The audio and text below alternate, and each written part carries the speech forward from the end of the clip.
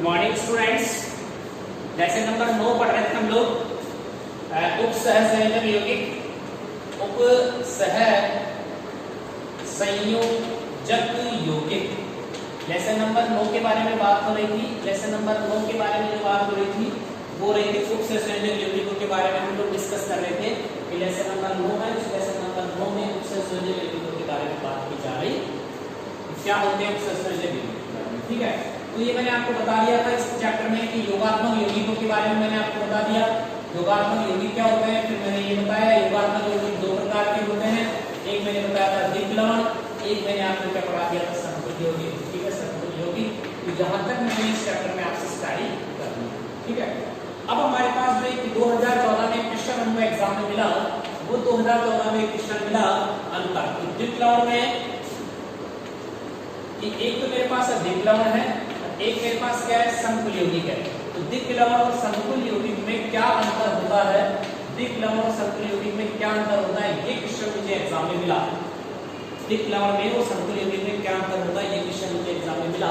तो देखो ये क्वेश्चन एग्जाम में आया था, आप क्या आंसर लिख सकते हो। पहली बात, द्विक लवण जो होता है उसमें संकुल आयन नहीं पाया जाता, संकुल आयन नहीं पाया जाता। और ये जो होते हैं ना संकुल यौगिक, इनमें संकुल आयन पाया जाता है। क्लियर हो गया। द्विक लवण में संकुल आयन नहीं पाया जाता और संकुल यौगिकों में संकुल आयन पाया जाता।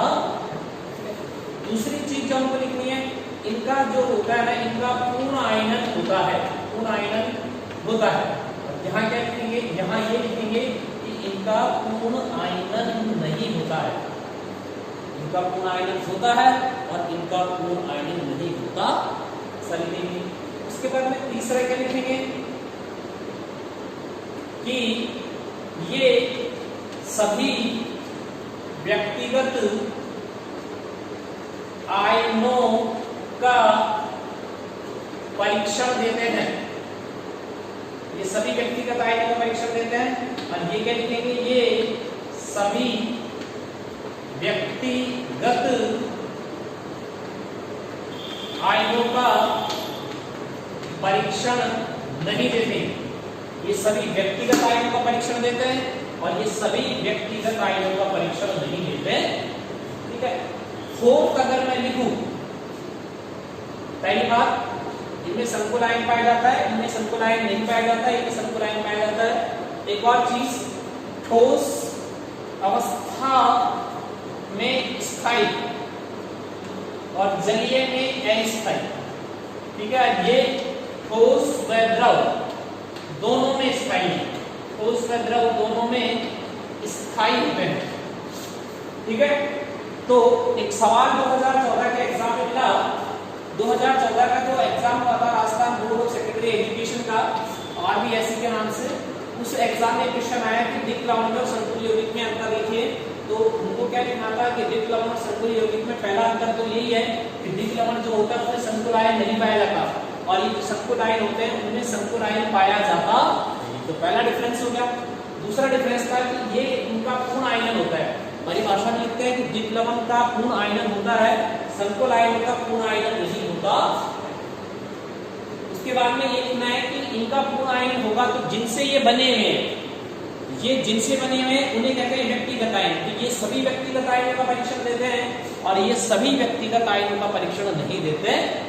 ठीक है, ऐसा लिख सकते हैं द्विक लवण जो होते हैं वो ठोस अवस्था में स्थायी होते हैं और जलीय अवस्था में अस्थायी होते हैं। द्विक लवण के बारे में अगर हम लिखना चाहें तो द्विक लवण जो होते हैं वो ठोस अवस्था में स्थायी होते हैं और जलीय अवस्था में अस्थायी होते हैं। और संकुल यौगिकों के बारे में अपन ऐसा लिख सकते हैं कि संकुल यौगिक होते हैं वो ठोस और द्रव दोनों में क्या होते हैं, स्थायी होते हैं। इतना हम आसानी से लिख सकते हैं। तो यहां तक शायद मेरे हिसाब से आप कर सकते हो, आपको कोई प्रॉब्लम नहीं आए। ठीक है, तो ये हमारा टॉपिक जो है वो हो गया कि टॉपिक था हमारा, वो टॉपिक है द्विक लवण में संकुल यौगिकों में क्या डिफरेंस होता है। ये हमारा एक टॉपिक था जो टॉपिक 3 से। ठीक है, अब अगले टॉपिक्स की अगर हम बात करते हैं तो अगले टॉपिक को क्या लिखेंगे वो देखिएगा।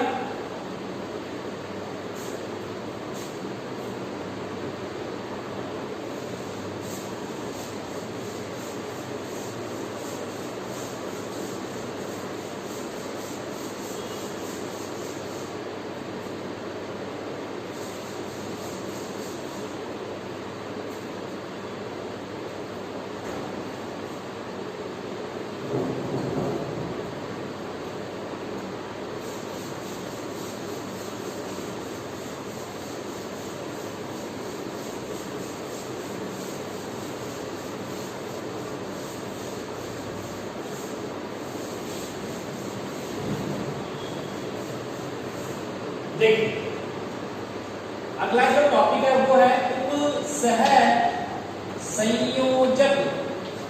उपसह संयोजक यौगिकों का प्रदर्शन। उपसह संयोजक यौगिकों का प्रदर्शन, ये मेरा नेक्स्ट टॉपिक है कि उपसह संयोजक यौगिकों का प्रदर्शन कैसे करते हैं।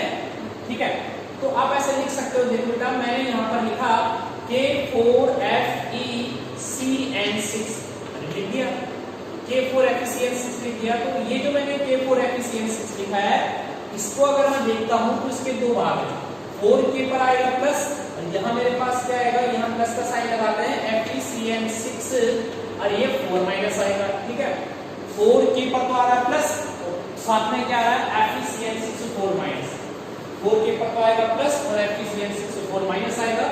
ये जो होता है बाहर वाला जो होता है इसे कहा जाता है आयन मंडल। बाहर वाला जो होता है इसे क्या कहते हैं बेटा, आयन मंडल कहते हैं। बाहर वाली जो स्पीशीज होती है, आयनिक स्पीशीज होती है, इसे कहते हैं आयन मंडल। और ये अंदर वाली जो स्पीशीज होती है इसे कहते हैं समन्वय मंडल, इसे कहते हैं समन्वय मंडल। तो दो तरह के मंडल हमारे पास में, एक हुआ हमारे पास आयन मंडल, एक हमारे पास हुआ समन्वय। ठीक है, तो दो तरीके के मंडल हम मान सकते हैं उपसह संयोजक यौगिकों के प्रदर्शन में। एक बाहर वाला जो होता है वो आयनिक पार्ट होता है, जो इसकी प्राइमरी वैलेंसी बनाता है, जो इसकी सेकेंडरी वैलेंसी बनाता है, इसे आयन मंडल कहते हैं और इसे कहा जाता है समन्वय। एक मेरे पास होता है आयन मंडल और एक होता है समन्वय। अगर आपको इसको लिखना चाहें तो आप इसको बेटा इस तरीके से लिख सकते हो कि ये जो होता है, ये जो होता है इसे कहते हैं आयन मंडल। क्या कहेंगे इसे, आयन मंडल। बाहर वाला पार्ट होता है इसे कहते हैं आयन मंडल। ठीक है, और ये मेरे पास है FeCN6 4 माइनस। ठीक है, इसमें इसे कहते हैं केंद्रीय धातु आयन, केंद्रीय धातु आयन, इसे कहते हैं केंद्रीय धातु आयन या केंद्रीय धातु परमाणु। केंद्रीय धातु आयन भी कहते हैं या केंद्रीय धातु परमाणु भी कहते हैं। अंग्रेजी में इसे कहेंगे सेंट्रल मेटल आयन और central metal atom, central metal ion और सेंट्रल मेटल एटम। ठीक है, ये जो स्पीशीज होते हैं इसे कहा जाता है बेटा लिगैंड। ये जो होता है इसे कहते हैं लिगैंड। क्या कहेंगे इसको, लिगैंड कहते हैं। ये जो स्पीशीज होती है इस स्पीशीज को बेटा हम लिगैंड नाम देते हैं। ठीक है, और ये जो स्पीशीज होती है, ये जो स्पीशीज होती है इसे कहते हैं लिगैंड की संख्या, नंबर ऑफ लिगैंड, लिगैंड की संख्या, इसे लिगैंड की संख्या कहते हैं। ठीक है, और यहाँ ये जो होता है इसे कहते हैं क्या, जी मेरे पास आएगा संकुल पर आवेश, संकुल पर आवेश।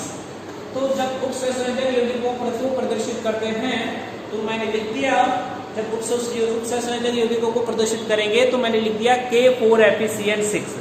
अब K4FeCN6 अगर मैंने लिखा है तो बाहर वाला जो मंडल होता है इसे कहते हैं आयन मंडल, और इसके पास में जो होता है वो समन्वय मंडल होता है। ठीक है, समन्वय मंडल में एक तो होता है केंद्रीय धातु आयन, सेंट्रल मेटल एटम होता है।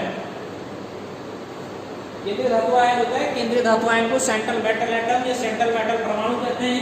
एक हमारे पास होता है लिगैंड, क्या होता है, लिगैंड होता है। जैसे यहाँ पर Cl एक लिगैंड है। ठीक है, और लिगैंड की संख्या और संकुल पर आवेश। ठीक है, तो मैं इसको और अच्छे से अगर बताऊं आपको तो यहाँ पर ये केंद्रीय धातु आयन है बेटा, ये जो केंद्रीय धातु आयन होगा यहाँ पर सेंट्रल मेटल एटम होगा, वो कौन सा होगा, Fe+2। Fe+2 यहाँ पर सेंट्रल मेटल होगा, यहाँ पर केंद्रीय धातु आयन होगा वो होगा Fe+2 होगा, सेंट्रल मेटल आयन होगा। यहाँ पर लिगैंड कौन सा होगा, यहाँ पर लिगैंड होगा बेटा Cl-। Cl- को यहाँ पर हम लिगैंड कंसीडर करेंगे। ठीक है, लिगैंड एक ऐसा अणु परमाणु या आयन होता है जो इलेक्ट्रॉन को डोनेट करता है। लिगैंड की संख्या की अगर बात करें तो लिगैंड की संख्या कितनी आएगी, 6। लिगैंड की संख्या कितनी आएगी, 6। और लिगैंड पर आवेश की बात करें तो लिगैंड पर जो आवेश आ रहा है दैट इज -4। लिगैंड पर जो आवेश आता है वो लिगैंड पर आवेश आएगा -4 आवेश इस पर आता। ठीक है, यहाँ तक बात हुई, आगे चले। अब इनका जब प्रदर्शन करता है तो ये इनका प्रदर्शन 3 तरीके से हो सकता है। 3 तरीके से हम इनको देख सकते हैं। पहला तो हो सकता है सरल आयन व सरल धनायन, सरल धनायन व संकुल ऋणायन। सरल धनायन व संकुल ऋणायन। दूसरी संकुल धनायन व सरल ऋणायन। संकुल धनायन व सरल ऋणायन। तीसरा जो है मेरे पास वो ये हो सकता है संकुली धनायनों व संकुली ऋणायनों। संकुली धनायनों और संकुली क्या हो ऋणायन। जैसे मैंने लिखा है यहाँ पर K4FeCN6, K4FeCN6 मैंने लिख दिया बेटा, ठीक है। इसी तरह मैंने यहाँ पर लिख दिया CuNH3 और ये 4 टाइम और ये SO4 मैंने ये लिख दिया, ठीक है।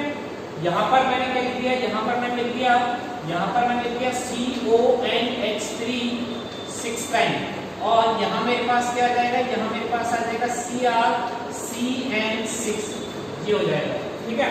तो यहाँ पर अगर आप इसको देखोगे, यहाँ अगर आप इसको देखोगे तो ये मेरे पास क्या आएगा, ये मेरे पास आएगा 4K प्लस मतलब एक धनायन है, 4K प्लस मतलब एक धनायन है और प्लस मेरे पास क्या हो जाएगा FeCN6 4 माइनस ये मेरे पास क्या है एक ऋणायन है। इसमें आप देख लो दिख रहा है आपको कि एक तो इसके अंदर सरल धनायन हो गया और ये ऋणायन है लेकिन ये संकुल है और ऋणायन है, ओके। इसी तरह इसको अगर आप देखते हो तो इसको अगर आप देखोगे तो आप इसे क्या लिखोगे, ये Cu ये NH3 बेटा 4 टाइम आएगा, ठीक है। तो यहाँ पर आप क्या लिखोगे +2 और यहाँ मेरे पास आएगा SO4 -2। संकुल धनायन सरल ऋणायन, संकुल धनायन सरल। इसको अगर आप लिखना चाहो तो ये CO है, ये NH3 ये 6 बार है, यहाँ पर 4 जाएगा +3 और यहाँ की बात करते हैं तो ये Cr और ये CN6 और ये -3 आएगा, ठीक है। तो इसके अंदर धनायन संकुल भी धनायन है और संकुल धनायन और संकुल। ये एक तरीके से अगर आप देखते हो तो जो मेरे पास एक सिस्टम से चीजें निकल कर आई कि एक सरल धनायन भी हो सकता है और एक सरल ऋणायन भी हमारे पास हो सकता। आप इनको देख सकते हो अच्छे से।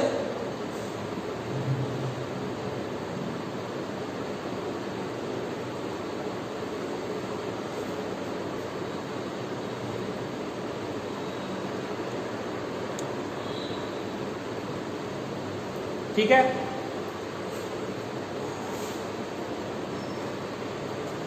हमारे पास जो टॉपिक चल रहा है बेटा वो टॉपिक था उपसंयोजक यौगिकों का प्रदर्शन।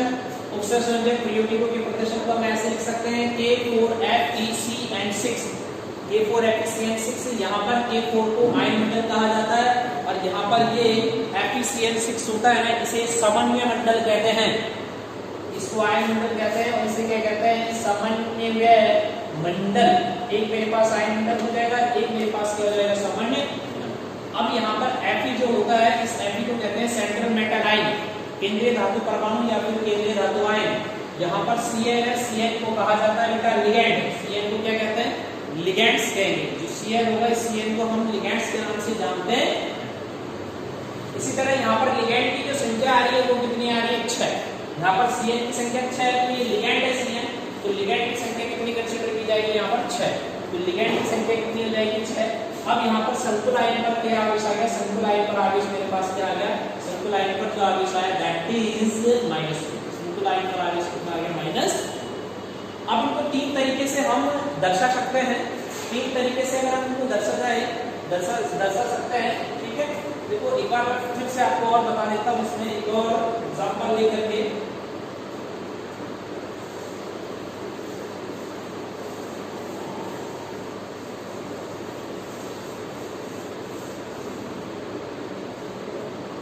मैंने ये लिख दिया Cu और ये NH3 बेटा ये कितनी बार है, ये 4 टाइम है और ये SO4 है, ठीक है।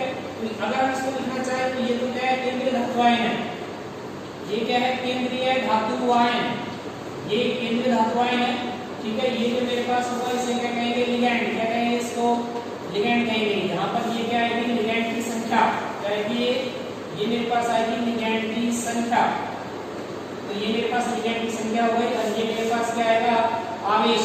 यहाँ बेटा -2 आता है, इसमें +2 आएगा, तो ये मेरे पास क्या आएगा, आयन मंडल। क्या आएगा, ये आयन मंडल है, ये आयन मंडल है। और ये जो मेरे पास है वो क्या है, लिगैंड पर आवेश है। ये मेरे पास क्या है, लिगैंड पर आवेश, लिगैंड सॉरी संकुल पर आवेश है।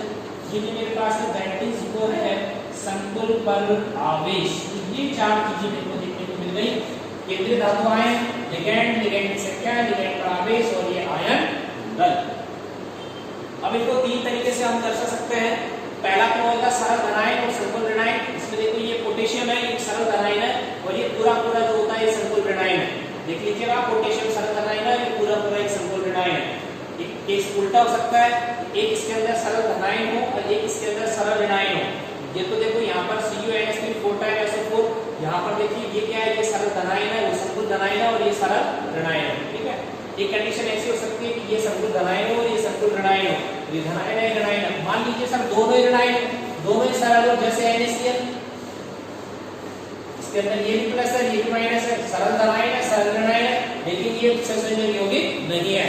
ये उत्सर्जन यौगिक क्यों नहीं है, क्योंकि एक उत्सर्जन यौगिक के बनने के लिए उसमें सरल, इसमें संकुल का होना कंपलसरी है, इसमें संकुल नहीं है।